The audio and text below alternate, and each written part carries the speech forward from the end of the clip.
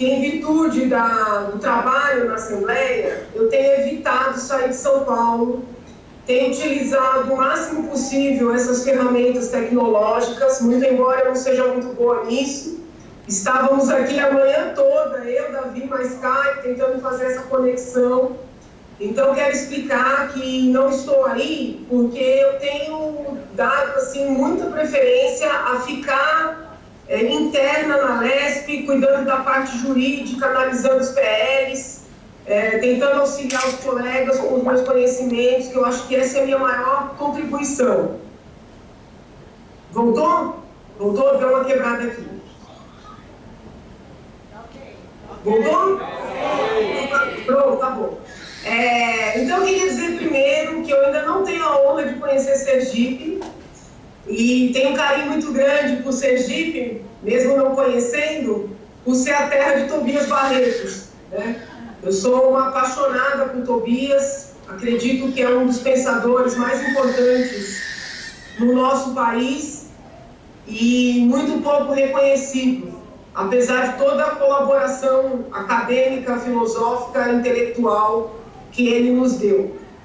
Esse tema do nosso seminário, ele é muito importante e ele é um tema que nunca perde a sua atualidade, haja vista as tentativas reiteradas de alargarem-se as circunstâncias em que o aborto ou a interrupção da gravidez é autorizada no nosso país.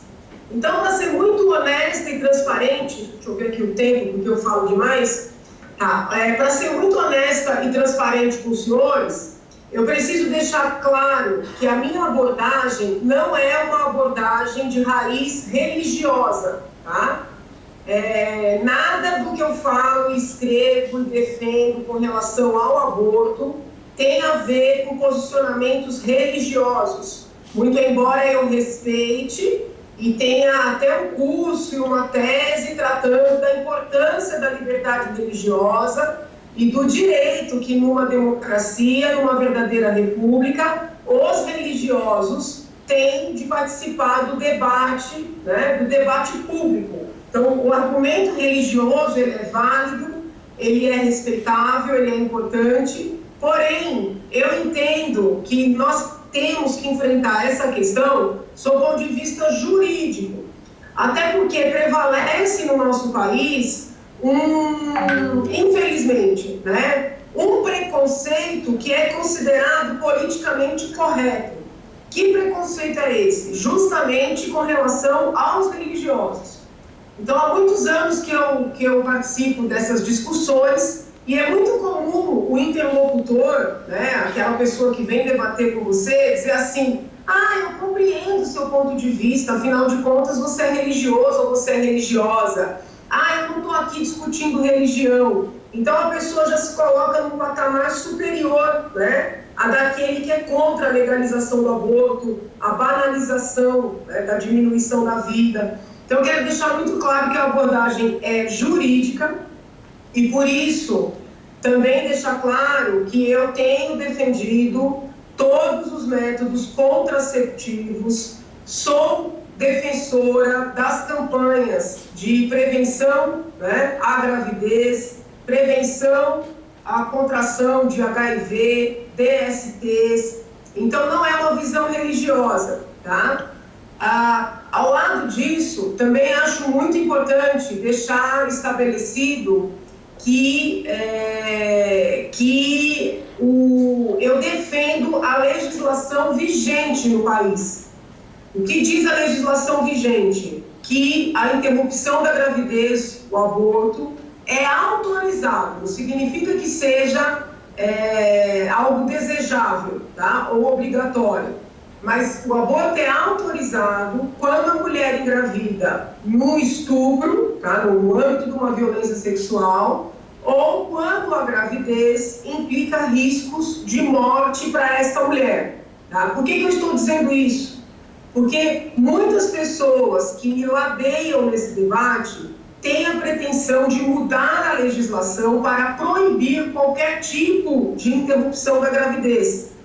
E esta pretensão ao meu ver, não é coerente com os princípios informadores do direito penal. Tá? O direito penal, ele só deve ser utilizado naquelas situações mais gravosas. Então, essa pretensão que os religiosos têm de mudar a nossa legislação para criminalizar o aborto, também quando a mulher engravidou no estupro, ou quando esta gravidez implica risco de morte para esta mulher, me parece um equívoco sob o ponto de vista jurídico, não sob o ponto de vista religioso, hein? Não estou questionando os dogmas religiosos, por favor, que fique claro. Mas sob o ponto de vista jurídico, me parece um equívoco, e sob o ponto de vista estratégico, não me parece inteligente. Porque se os religiosos esticarem muito a corda para quererem fazer prevalecer o seu ponto de vista na legislação, estarão, em certa medida, incentivando usar religiosos, infelizmente assim que eu tenho que me referir a eles, para esticar a corda para o outro lado, tá? E a gente vai continuar fazendo um cabo de guerra.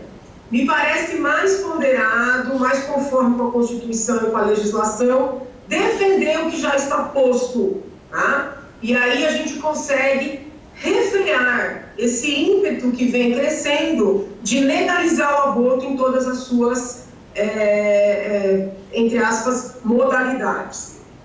Pois bem, existe no Supremo Tribunal Federal uma ação proposta pelo PSOL, objetivando, eles utilizam o termo descriminalizar, porém eles não estão pedindo apenas a descriminalização, eles estão pedindo a legalização, e eu vou explicar por quê. Existe essa ação no Supremo pedindo a legalização do aborto com uma série de fundamentos. Tá? Eu vou falar alguns desses fundamentos para os senhores, porque são muitos, e vou tentar combater um a um e explicar por que juridicamente essa ação é insustentável. Primeiro, muito embora eles falem em descriminalização, eles estão pedindo legalização. Explico por quê. Quando se pede descriminalização, na verdade, o que se quer é tirar um tema do âmbito do direito penal. Porém, esta situação continua sendo proibida por alguma outra esfera do direito. Não é isso que o PSOL quer, na verdade. Eles usam o termo descriminalização, mas não é isso que eles querem. Porque em vários momentos na ação deles, eles entendem que a mulher deve ter o direito a chegar, por exemplo, no hospital do SUS e dizer: quero fazer um aborto, não dá nenhuma justificativa para esse desejo e ter um procedimento garantido no Sistema Único de Saúde, tá? Isso não tem nada a ver com descriminalizar, isso tem a ver com legalizar. Ou seja, o procedimento passaria a ser tratado como qualquer outro procedimento de saúde. Estão compreendendo? Estão acompanhando? Pois bem, o que eu pondero diante desse pleito? Sob o ponto de vista jurídico, primeiro, e eles argumentam que o aborto é um direito fundamental da mulher, eu costumo lembrar que é impossível haver um direito fundamental sobre a vida do outro. Eu tenho direito fundamental sobre a minha imagem, o meu nome, a minha voz, né? Os meus escritos, a minha integridade física, a minha dignidade sexual, cada um dos senhores idem. Percebam, direitos fundamentais têm a ver com o próprio indivíduo. Não é juridicamente sustentável dizer que alguém tem direito fundamental sobre algo que pertence ao outro. Estão compreendendo? Quando eu estou falando de aborto, eu estou falando do direito do outro que já está concebido, ou seja, que já está a caminho, nascer. E este direito a nascer, ele é precedente, ele é, vamos dizer assim, uma condicionante para o exercício dos demais direitos.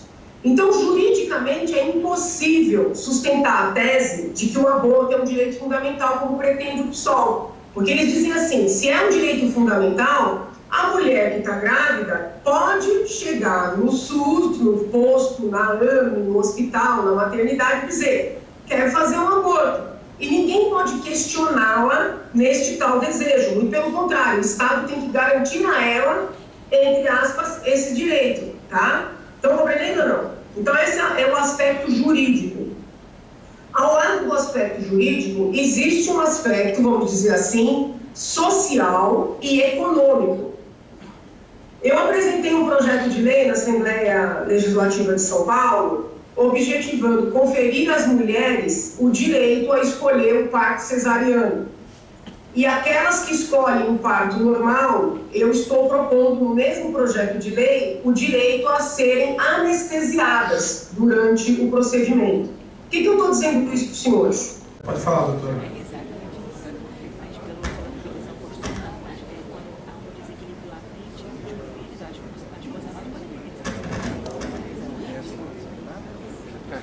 Já estamos vendo.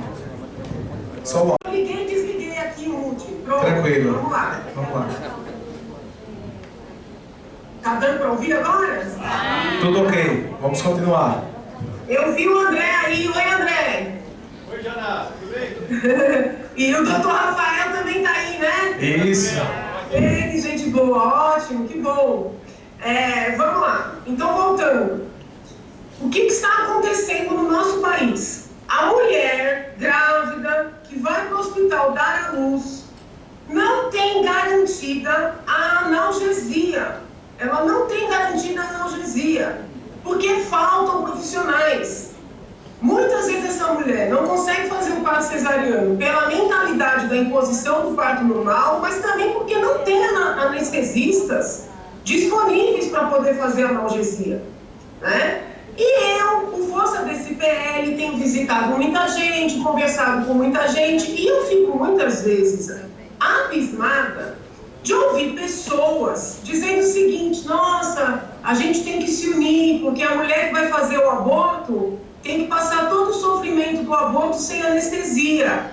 E aí eu digo, é muito triste isso. Estou falando daqueles casos do aborto permitido por lei. É muito triste, temos que pensar nisso, sim, mas temos que pensar também nas mulheres que vão para o hospital, para as maternidades públicas, para darem à luz. E também não tem direito à analgesia, né? Muitas, inclusive, gritam, imploram e não conseguem. Por que eu estou dizendo isso? Porque lá no Supremo Tribunal Federal, na audiência pública, eu disse que nós não poderíamos, para além das questões jurídicas, querer garantir no SUS o direito ao aborto ou à interrupção da gravidez de maneira universal, como o PSOL pretende, quando nós não conseguimos garantir sequer um atendimento digno para as mulheres que vão para os hospitais dar à luz. Estão compreendendo? Então, assim, nós temos uma discussão a fazer no campo jurídico, porque não existe direito fundamental ao aborto, porque nós estamos falando do direito ao outro nascer, mas também do ponto de vista social, né, e econômico. Como pode um Estado que não consegue conceder às suas mulheres, né, a dignidade de parir sem dor, né, ou com menos dor, pelo menos, querer garantir de maneira universal o direito ao aborto? Então, é como se estivesse, né, o aborto, o direito ao aborto, na frente dos direitos da mulher que quer dar luz. É muito assustador o que está acontecendo. É muito assustador, não tem outra palavra. Aí o PSOL segue com outra linha de argumentação. Eles falam o tempo inteiro, no direito que as crianças têm, na verdade sim, que a mulher tem o direito ao planejamento familiar e também o direito sobre o seu corpo e a liberdade sexual, e que as meninas e adolescentes também têm. Tá? Então, essas frases se repetem. Tá chegando aí? Que deu uma parada aqui, tá? Essas frases se repetem na ação do PSOL uma infinidade de... Ixi, vai cair. Tá dando conexão ruim. Eu posso seguir falando, agora vocês fazem aí uma careta. Uma infinidade de vezes, tá? Então, vamos por partes. Vamos por partes. A mulher tem direito ao próprio corpo? Claro que tem. Todas nós temos. Na verdade, todos nós temos. Tanto é assim que existe o crime de estupro. Né? Se uma mulher é submetida a uma relação sexual não consentida, um homem também. Isso é um crime. Então, nós temos direito ao próprio corpo, sim. Este nosso direito ao próprio corpo não tem nada a ver com esse suposto direito a impedir que alguém nasça, né? Nós temos direito ao planejamento familiar? Temos, inclusive no Brasil, há uma legislação vigente, uma legislação que não é, vamos dizer assim, perfeita, mas é uma boa legislação, garantindo orientação sexual, garantindo orientação à contração de doenças, à prevenção da gravidez, garantindo acesso aos métodos anticoncepcionais, garantindo, inclusive, né, acesso a procedimentos de esterilização, né, desde que seguidos os preceitos legais. Então, a laqueadura é algo lícito no nosso país, seguindo-se os preceitos legais. A vasectomia também é um procedimento lícito, absolutamente autorizado, acessível. Então, isso é planejamento familiar, né? Planejamento familiar é um casal poder decidir se quer ou não ter filhos. E, em querendo, quantos filhos quer ter? Planejamento familiar não tem nada a ver com aborto. Muito pelo contrário, né? Nada a ver com aborto. Entretanto, utiliza-se essa terminologia do planejamento familiar como se fosse assim um eufemismo do aborto. Se os senhores perceberem, muitas vezes, quando a gente vai para um evento, né, cujo tema é planejamento familiar, na hora que o evento começa, só se fala de aborto. Só se fala de aborto. Então, planejamento familiar é um eufemismo, tá? E eu quero deixar muito claro que o planejamento familiar é uma conquista importante, porque tem alguns estados totalitaristas que querem decidir quantos filhos um casal vai ter ou deixar de ter. Na China, né, por anos a fio, houve essa determinação estatal, com penalidades absurdas, pena de morte para as crianças, né, a verdade é essa. Então, assim, ninguém aqui está defendendo totalitarismo estatal de intervenção do Estado na vida do indivíduo. Né? Por isso que é importante ter o direito ao planejamento familiar, mas isso não tem nada a ver com aborto, tá? Então, o PSOL também erra nas suas argumentações referentes, quando eles alegam, por exemplo, que no Brasil não existe o direito ao planejamento familiar. Existe um erro ou uma má-fé, ouso dizer até uma má-fé mais grave, quando o PSOL recorre às meninas e adolescentes para querer justificar a legalização do aborto. Eu não sei se todos os senhores leram a inicial do PSOL, dessa ação que está no Supremo. Eu acho que seria importante ler, porque é um conjunto de absurdos tal que eu acho que os senhores terão mais argumentos para poderem, vamos dizer assim, multiplicar esse nosso encontro nos seus ambientes, né, de estudo e de trabalho. Eles dizem assim: a gravidez na infância e na adolescência é uma realidade no nosso país. Esta gravidez rouba a infância das nossas meninas. Existem pesquisas mostrando que as meninas têm que assumir incumbências, deveres domésticos antes do tempo, em função dessa gravidez na adolescência. Tudo isso é verdade, hein? Os dados mostram que essas meninas abandonam a escola por terem engravidado. Isso também é verdade. Porém, no lugar de eles quererem fazer um trabalho para integrar essas meninas, e meninos, viu? Porque a gravidez na adolescência não é uma questão só da mulher, não, é uma questão do homem também.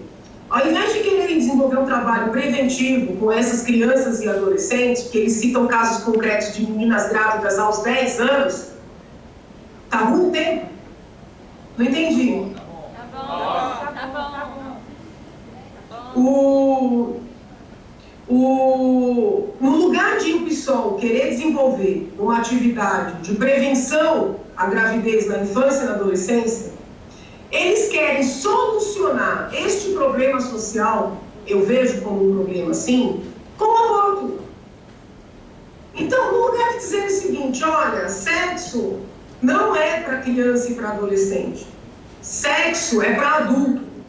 Nós temos que orientar essas crianças a atrasarem ao máximo o início da vida sexual, se iniciarem essa vida sexual ainda na adolescência, a se valerem de métodos contraceptivos. O principal é o preservativo, porque além da gravidez, previne DST, previne AIDS. No lugar do PSOL propor algo neste nível, porque eu não vejo o PSOL falando nesse tipo de campanha, eles querem solucionar o problema da gravidez na infância e na adolescência com o aborto. Então, até aqui é uma questão, vamos dizer assim, política, social que nós estamos debatendo.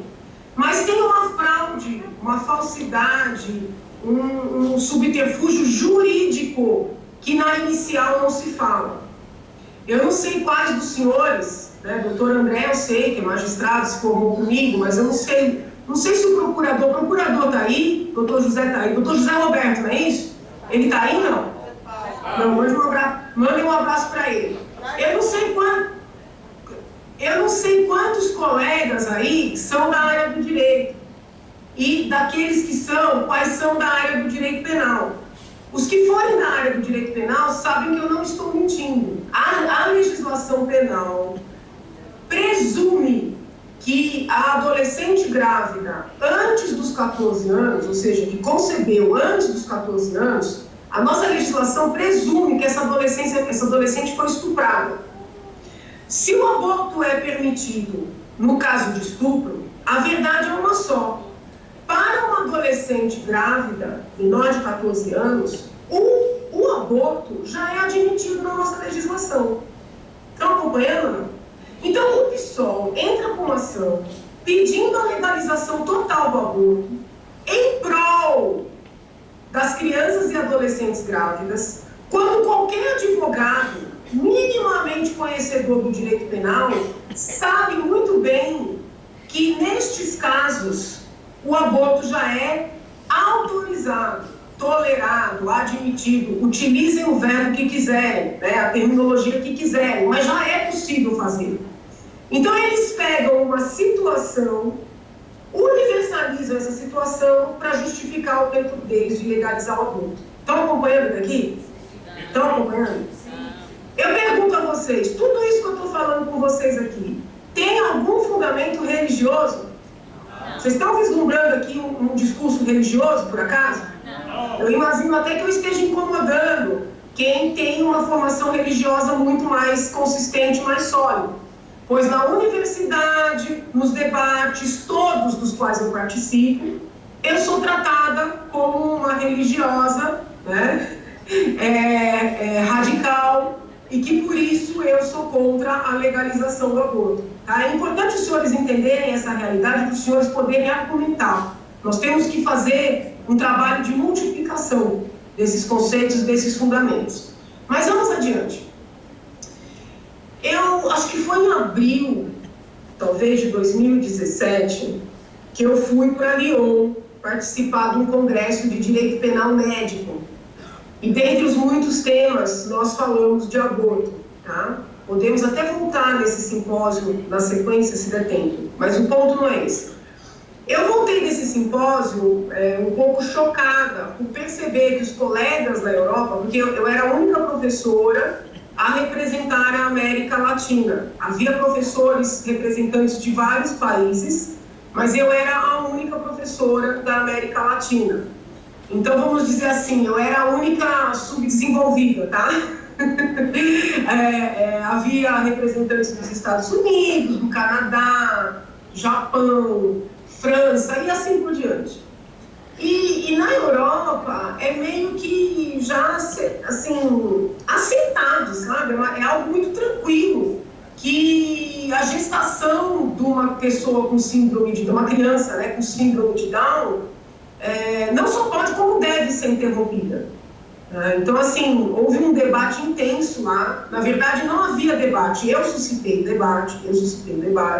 Posso até depois detalhar para os senhores.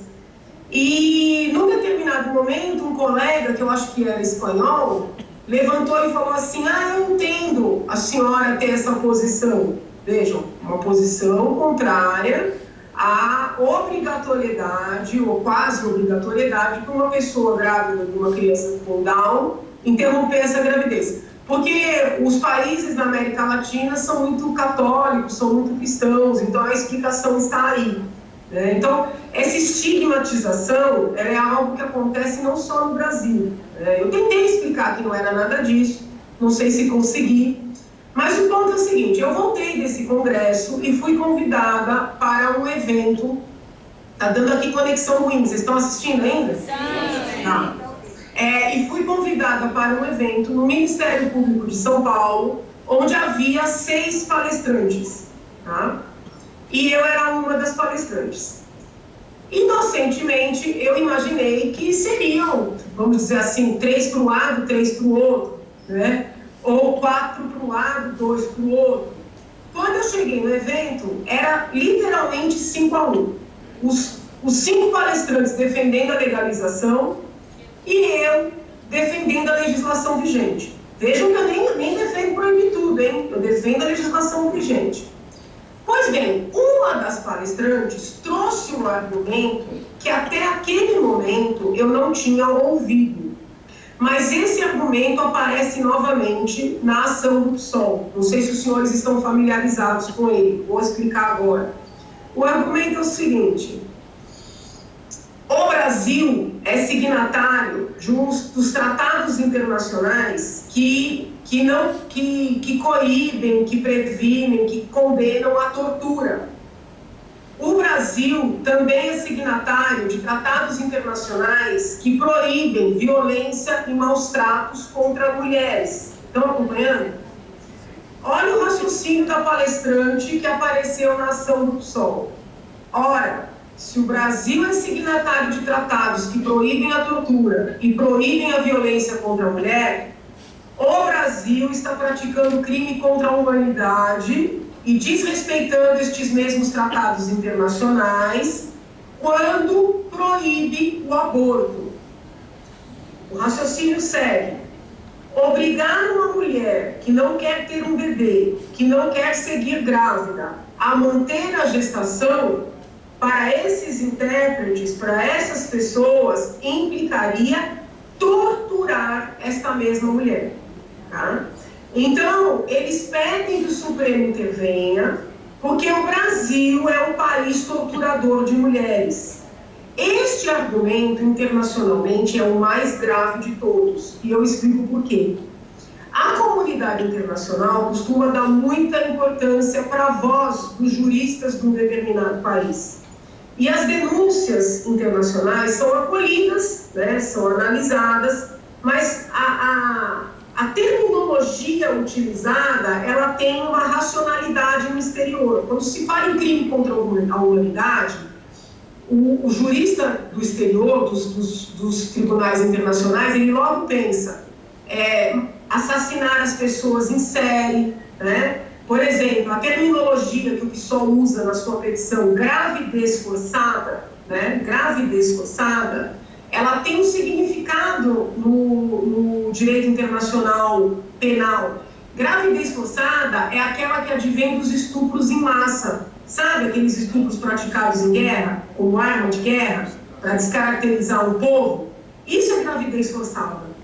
Então, na comunidade internacional, quando essa ação do PSOL é lida, que mulheres no Brasil são torturadas, né, de maneira reiterada, que a legislação obriga a tortura de mulheres, que as mulheres sofrem esses crimes contra a humanidade por serem submetidas à gravidez forçada, o estrangeiro imagina que no país nós sejamos estupradas em série como uma tática de dominação. Estão compreendendo?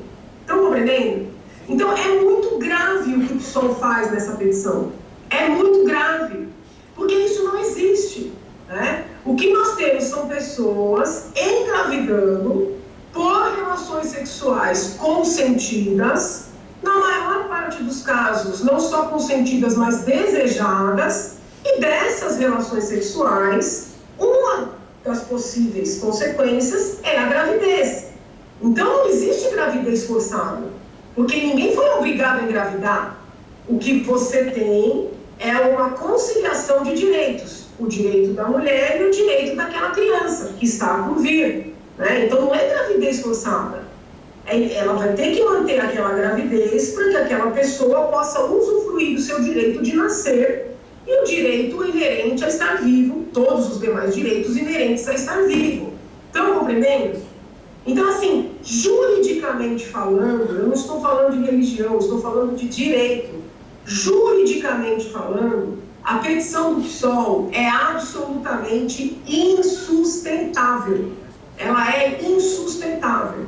E é importante que os muitos grupos que estejam contra essa iniciativa do PSOL entendam a argumentação jurídica, porque se insistirem no discurso religioso, nós podemos perder essa batalha. Nós podemos perder essa batalha. Mas o pior ainda não chegou. Ah, eu sei que eu estou aqui com tempo, talvez até... Mas eu vou terminar essa parte. O PSOL utiliza toda uma argumentação de suposta bondade para com as mulheres grávidas, tá? Suposta humanidade para com essas mulheres que não querem manter a gestação. Mas lá no finalzinho da petição, ele não pede apenas para descriminalizar a prática pela própria gestante, ou quando alguém pratica o aborto na gestante a pedido dela, o que juridicamente a gente chama de autoaborto. O PSOL pede para descriminalizar, e eu insisto, legalizar a prática para o terceiro que pratica o aborto na gestante. E é imperioso que isso fique claro. Existe a figura do autoaborto, que a pena é para a mulher, existe a figura do aborto consentido, que a pena é para a mulher, e existe a figura do aborto praticado por terceiros, com consentimento ou sem o consentimento da mulher, que a pena é para esse terceiro, tá? O PSOL não pede só para liberar as mulheres do direito penal, pede para liberar aqueles que praticam a intervenção, ou seja, os donos de clínicas, por exemplo, os que trabalham nas clínicas. Estão acompanhando? Eu vislumbro, e aí o procurador de Sergipe fez um trabalho importantíssimo e apresentou lá no Supremo, apontando o tanto de dinheiro que as ONGs que defendem a legalização do aborto no Brasil recebem de instituições internacionais. Tá? O doutor apresentou isso no Supremo. Ao lado da apresentação do doutor Rafael Câmara, eu acredito que a do procurador de Sergipe tenha sido, se não a mais, uma das mais importantes. Eu destaco essas duas apresentações. O doutor demonstrou que tem instituições internacionais, organizações internacionais, mandando dinheiro em quantidade significativa para as ONGs brasileiras que defendem a legalização. Por que eu estou frisando isso? Porque eu conecto essa informação que o procurador de Sergipe levou ao Supremo com o pedido para legalizar a ação das muitas clínicas, né, das pessoas que trabalham nessas muitas clínicas. E eu vislumbro aí um interesse econômico de instalar no nosso país uma série de clínicas de aborto.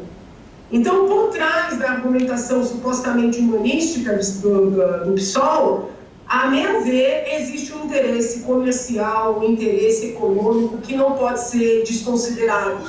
Então, é muito importante, quando os senhores forem conversar, forem multiplicar esse curso, que lembrem que a ação no Supremo não visa apenas as mulheres, visa aqueles que lucrarão com o sofrimento dessas mulheres, tá?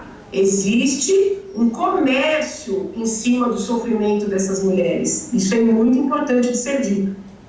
Outra coisa relevante, e eu vou encaminhando para o fechamento.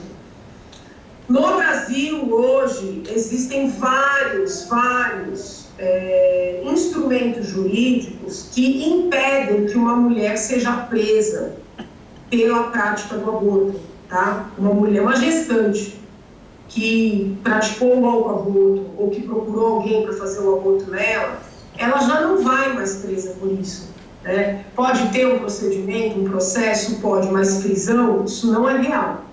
Quem vai preso por aborto é quem pratica o procedimento, principalmente quando pratica num contexto de organização criminosa.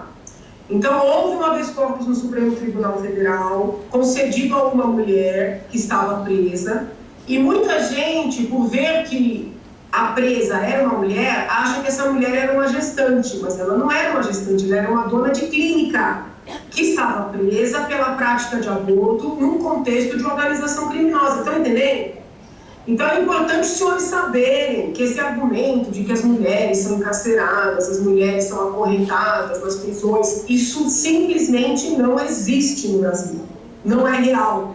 Quem vai preso é quem pratica no contexto, vai e fica, de organização criminosa, tá? Mas o discurso feminista, e eu não sou antifeminista, eu luto pelos direitos das mulheres, sobretudo no campo da profissão, que nós sejamos reconhecidas pelos nossos méritos, pelo nosso valor, que nós possamos disputar a igualdade de condições, o que hoje não ocorre, mas o discurso feminista vigente no Brasil opõe homens e mulheres, né? É, por princípio, um discurso de ódio, tá? E a palavra feto é uma palavra masculina. Não raras vezes nos debates existe uma oposição entre a mulher gestante e o feto. Ah, o que você prefere, né? Constituir, olhar, valorizar o direito da mulher gestante ou do feto?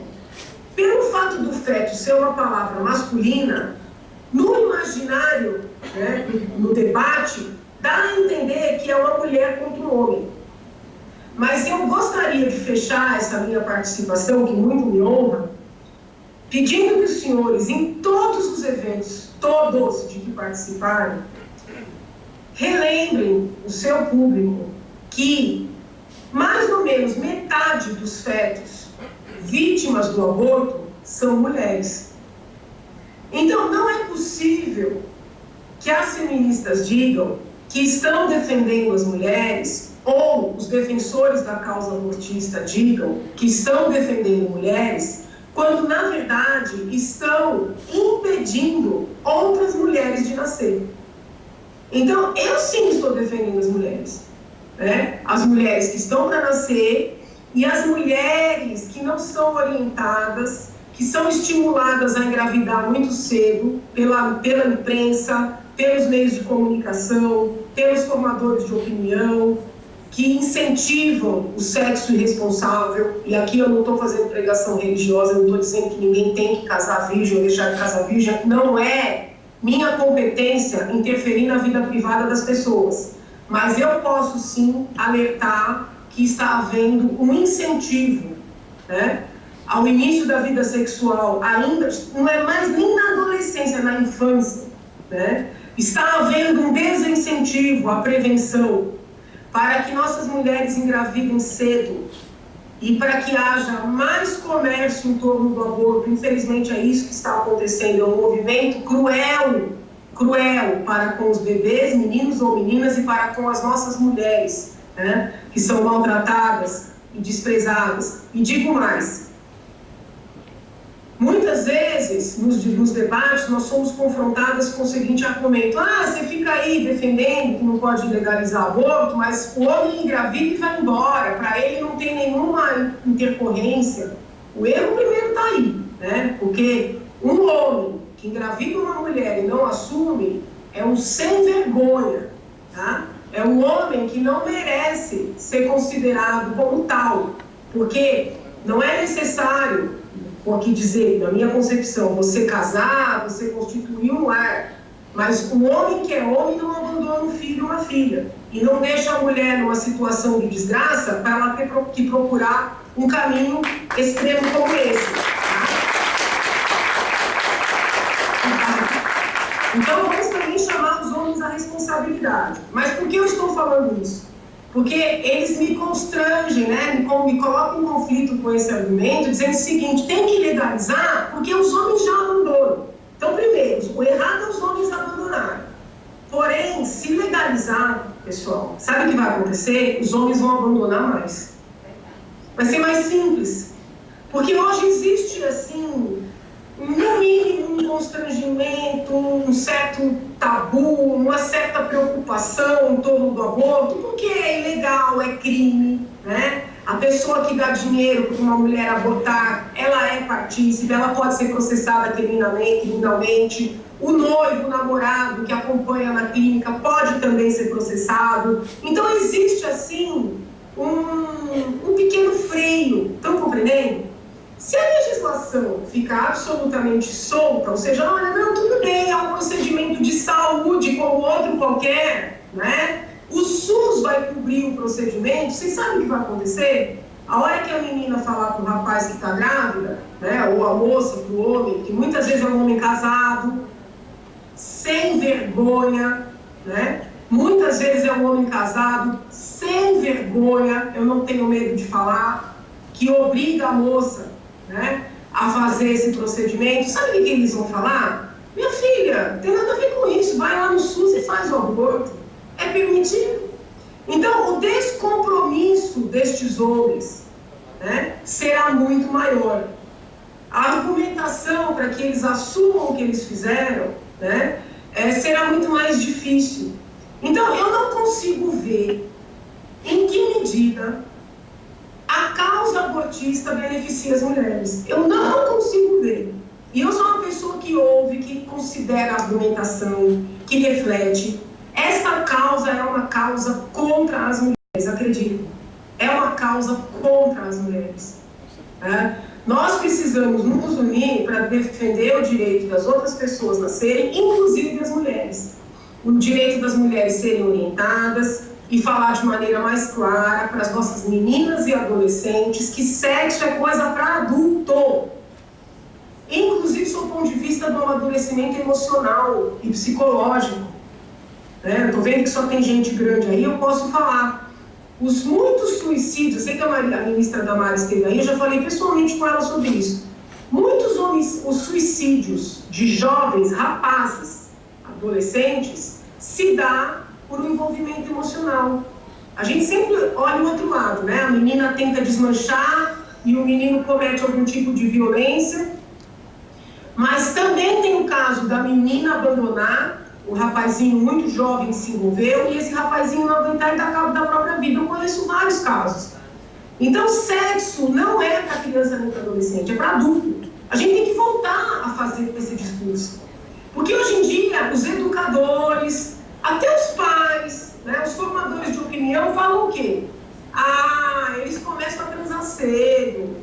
Então, se começa a transar cedo, né, a gente tem que ver como é que vai resolver isso aí. Pera lá, vamos mudar esse discurso. Não é assim. Entendeu? É voltar a falar, amiguinho, amiguinha, ó. Criança tem que brincar, adolescente pode dançar, pode namorar, pode tudo isso, mas sexo é um outro momento, vamos atrasar isso aí. A gente não fala mais sobre isso, mudou.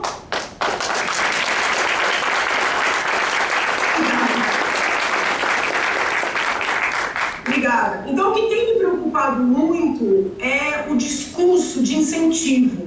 Né? Ontem mesmo eu fui participar de uma entrevista e a plateia era toda de uma linha muito diferente da minha. Até fiquei surpresa, porque não convidaram, acho que não convidaram ninguém que pensava como eu. E aí se falou de droga, se falou de aborto, se falou de álcool.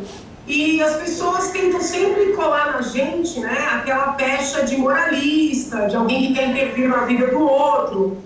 E eu fiz a seguinte ponderação que faço aqui também. Será que um educador, né, um orientador, que diz para os seus alunos, em tenra idade, que eles têm direito a beberem até cair, que eles têm direito individual a se drogarem, que eles têm direito a fazerem sexo, né, de maneira absolutamente irresponsável, desprotegida, e depois abortarem? Será que esse educador quer o bem desse jovem? Será que quer? Né? Por óbvio, eu não estou defendendo aquele educador que quer impor a sua visão, né, que faz um discurso opressivo, que o adolescente, a adolescente não se sente confortável para dividir suas dúvidas. Não é isso. Mas eu gostaria que nós começássemos a questionar até que ponto o discurso que impera no nosso país é um discurso que quer preservar os jovens, é um discurso que quer preservar as mulheres, ou é um discurso que usa esses grupos para se constituir no poder, inclusive no poder econômico. Tá? É essa a pergunta que eu deixo para vocês, colegas. Não sei quantas palestras aí, quantos blocos ainda vêm. Desejo de coração que esse encontro siga muito harmônico. Eu atrapalhei o coffee break de vocês, agora já vai me juntar com o almoço. e deixo o meu carinho, meu abraço, meu agradecimento a todos vocês, tá? E um pedido de que nós nos unamos, né? Nesse movimento, não quero usar a palavra luta, nesse movimento de resgate de um discurso que visa efetivamente encaminhar os nossos jovens, tá? Encaminhar os nossos jovens para que eles tenham liberdade de reflexão, né? Porque jovem que está sob efeito de álcool, de droga, não tem essa liberdade, para que nossos meninos e meninas voltem a recuperar o poder sobre os seus próprios corpos, porque em baile funk, completamente alterado, né, por substâncias outras, muitas vezes eles fazem sexo sem saber até que estão fazendo, só ficam sabendo depois. Essas festas vão privar nas universidades também. Então, assim, o meu desejo, mais do que impor as minhas convicções, é de que nós possamos, pelo menos, voltar a falar sobre isso, tá? Eu não sei exatamente qual é o público de vocês, se todo o público é religioso, se todo o público religioso é de uma única religião, mas eu peço de maneira muito democrática que procurem, eu vou usar uma palavra que não é muito boa, mas talvez não ocorre outra, se misturar mais, sabe? Fazer esse tipo de evento com pessoas que pensam diferente. Participar de debates onde as pessoas pensam muito diferente e levar a argumentação de maneira respeitosa. Eu sei que às vezes é difícil, porque a gente apanha, a gente é alvo de piada, né? A gente é alvo de vaia, mas nós precisamos parar de falar de nós para nós mesmos. Estão compreendendo? É necessário fazer esse debate, porque nós temos menos força em termos assim de divulgação das nossas ideias. E as pessoas que estão com essa pauta, né, que eu vejo uma pauta negativa para a nossa juventude, elas têm muita força. Elas têm muita força, elas têm muita penetração. Quando elas são convidadas para as entrevistas, elas são convidadas de maneira diferente de quando a gente é convidado. A gente é convidado para ser ridicularizado, a gente é convidado para ser desmerecido, para ser vaiado. Essas pessoas são convidadas para serem reverenciadas como pessoas iluminadas, como altos intelectuais. Então a gente tem que enfrentar essas barreiras. É difícil, mas é necessário. Tudo bem? Muito obrigada, um excelente sábado, um excelente domingo, um excelente encontro. Fiquem com Deus e de Tobias, divulgar para as crianças, porque Tobias ficou muito esquecido, isso não é justo por ele, isso não é justo por Sergipe, isso não é justo para o Brasil, tá bom? Obrigada. Beijo grande, lindos. Doutora, muito obrigado. Gostaríamos de agradecer pela sua atenção, pela sua contribuição aqui com o nosso encontro, né? E muito obrigado por estar nessa luta conosco, nesse movimento, né? Como a senhora mesmo colocou. Porque a morte nunca pode ser a solução, né? A morte nunca pode ser a solução para nada. Então vamos sempre gritar para todo mundo ouvir sim a vida. Muito obrigado, que Deus abençoe. Muito obrigado. E um excelente final de semana. Beijo grande. Cheiro, beijo. Beijo.